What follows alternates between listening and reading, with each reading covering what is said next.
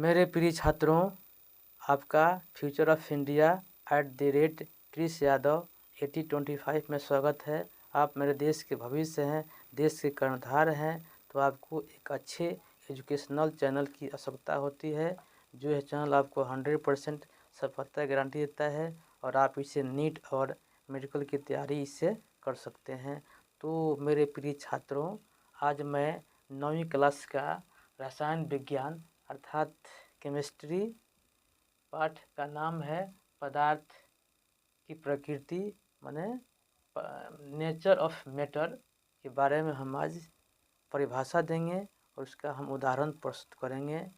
तो हम सरल परिभाषा बताएंगे जो अच्छा से अच्छा समझ में आ जाए आप लोगों को। यह मेरा सोच है कि आपको ऐसा पढ़ाएं हम कि आपको एक बार पढ़ाने के बाद आप अच्छे से इसको समझ सकें। तो चलते हैं, हम परिभाषा दे रहे हैं। परिभाषा ये होगा कि पदार्थ वह है जिसमें कुछ द्रव्यमान हो, जो स्थान घेरती हो, जो सतह पर दबाव और रुकावट डालती हो तथा जिसका ज्ञान हमें ज्ञान इंद्रियों द्वारा हो, जैसे पत्थर का टुकड़ा, ऑक्सीजन, जल और कार्बन डाइऑक्साइड, लोहा, चांदी, पीतल इत्यादि। तो इस परिभाषा को हम बताए, तो इस परिभाषा से इसको हम अच्छे से इसको समझाने का प्रयास करते हैं। इस परिभाषा को हम रिव्यू करते हैं तो हमें प्राप्त होता है कि पदार्थ होने के लिए कुछ शर्त होना चाहिए। पहला शर्त है, पदार्थ हम उसे कहते हैं, उस वस्तु पिंड को कहते हैं जिसमें कुछ द्रव्यमान हो। मान लीजिए कि मेरे पास एक कलम है। यह कलम क्या है, यह 50 ग्राम का है या 30 ग्राम का है, तो यह पदार्थ है। क्या शर्त पूरा होता है कि इसमें कुछ द्रव्यमान होता है, मास होता है, तो उसी को हम पदार्थ कहेंगे। दूसरा शर्त है जो स्थान घेरती है, अर्थात क्या है, मान लीजिए कि यह मेरे पास कलम है, इसको हम सतह पर रखते हैं तो क्या होती है, यह स्थान घेरती है, यह स्थान छेकती है, या इसको हम आयतन इस भी कह सकते हैं। ये जो पदार्थ होने के लिए आयतन भी होना चाहिए, वॉल्यूम होना चाहिए। तीसरा शर्त है कि जो सतह पर रुकावट और दबाव डालती है।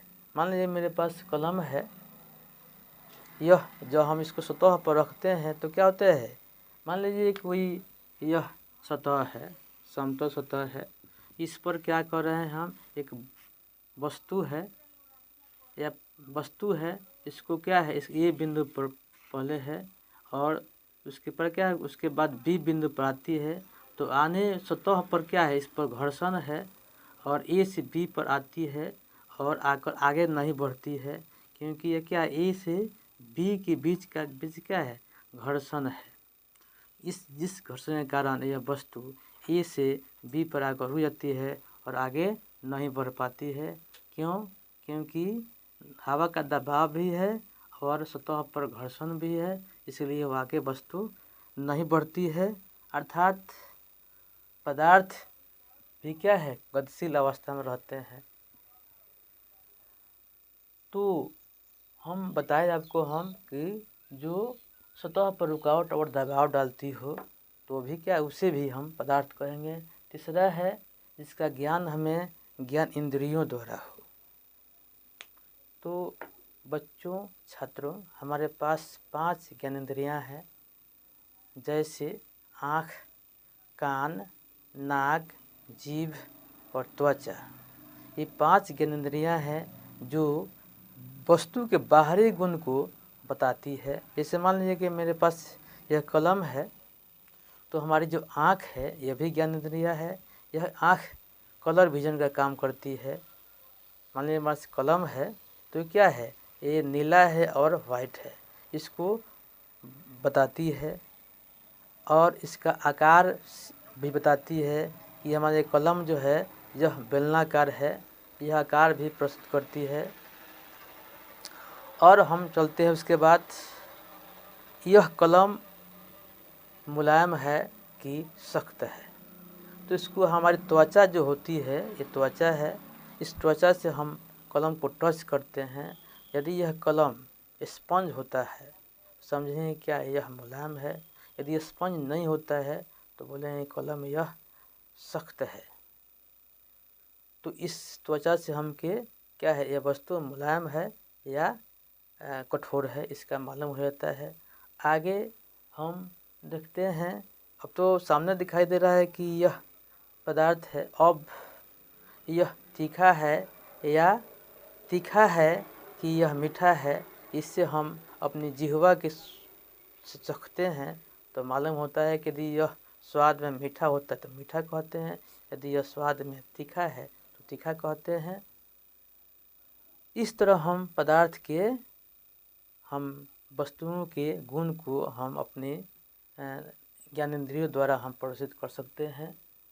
तो आपने क्या पढ़ा, पदार्थ की परिभाषा में डिफिनेशन ऑफ द मैटर या सब्सटेंस। अब यह हिंदी मीडियम में मैंने आपको पढ़ाया। अब हम इसको, आज हिंदी मीडियम ही रहेगा, अगले हम वीडियो बनाएंगे तो हम अधिकांशतः इंग्लिश और हिंदी का भी प्रयोग कर सकते हैं। तो चलिए आज आप लोगों के लिए हिंदी मीडियम ही आप सिखा रहे हैं।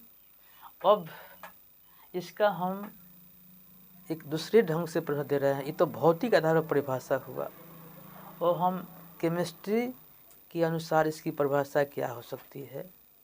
तो केमिस्ट्री में सबसे पहले कणाद, इसके पहले हम बताएंगे आप लोगों को हम कि भौतिक गुण और रासायनिक गुण में क्या अंतर है। मैं भौतिक से इसकी परिभाषा, भौतिक होता है जिससे पदार्थ के बाहरी गुण को बताता है। ये बाहरी गुण जितना हुआ इसको हम अपने भौतिक के द्वारा हम प्रदर्शित करते हैं। और भीतरी गुण क्या करता है, ये केमिस्ट्री रासायनिक गुण बताता है कि भीतर यह कैसे बना है। तो इस आधार पर भी हम परिभाषा को हम देते हैं। तो भौतिक आधार पर जितने ऊपर दिए परिभाषा हम, ये भौतिक आधार पर परिभाषा हुआ। और रासायनिक आधार पर हम दे रहे हैं परिभाषा। सबसे पहले पदार्थ की परिभाषा कणाद मुनि ने दिए। उन्होंने कहा था कि क्या सभी पदार्थ अत्यंत सूक्ष्म कणों से बने होते हैं जिन्हें हम परमाणु कहते हैं।